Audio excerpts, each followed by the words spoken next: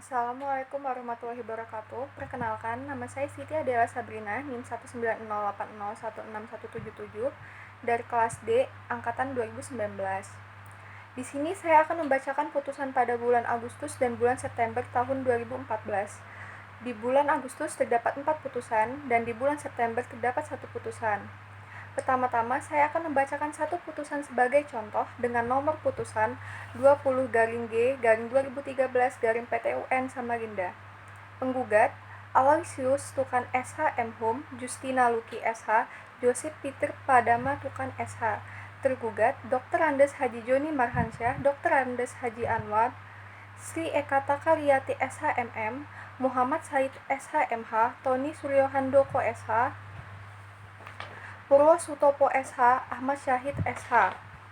Objek atau materi gugatan bahwa objek sengketa dalam perkara ini adalah Surat Keputusan Bupati Berau nomor 849-10-BKPP 3-2013 tanggal 5 Juni 2013 tentang pemberian izin perceraian di mana berdasarkan penjelasan pasal 1 angka 3 Undang-Undang Nomor 5 Tahun 1986 tentang Peradilan Tata Usaha Negara sebagaimana diubah dengan Undang-Undang Nomor 9 Tahun 2004 tentang perubahan atas Undang-Undang Nomor 5 Tahun 1986 tentang Peradilan Tata Usaha Negara.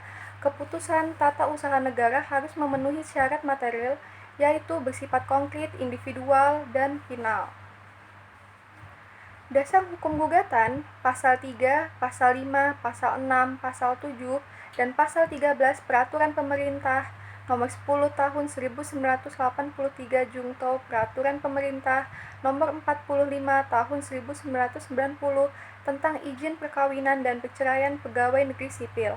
Putusan hakim yang pertama, menolak gugatan penggugat. Yang kedua, menghukum penggugat untuk membayar biaya perkara sebesar Rp246.000. Kategori bidang perizinan. Selanjutnya, saya akan membacakan kasus pada bulan September 2014, yaitu tindak pidana korupsi yang dilakukan oleh mantan Ketua Umum Partai Demokrat Anas Urbaningrum. Subjek hukum, mantan Ketua Umum Partai Demokrat Anas Urbaningrum. Objek hukum, tindak pidana korupsi atau kasus pencucian uang. Unsur kerugian, uang sebesar Rp116,8 miliar dan 5,26 juta dolar US.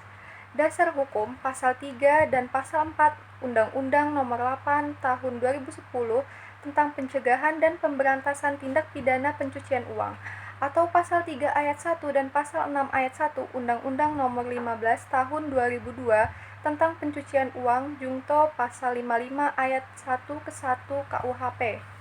Kategori hukum administrasi negara dengan hukum pidana. Mahkamah Agung menjatuhkan hukuman 8 tahun penjara dan denda Rp300 juta.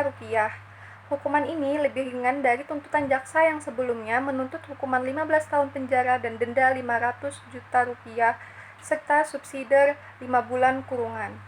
Sekian putusan dan kasus dari saya. Bila ada salah-salah kata mohon dimaafkan. Wassalamualaikum warahmatullahi wabarakatuh.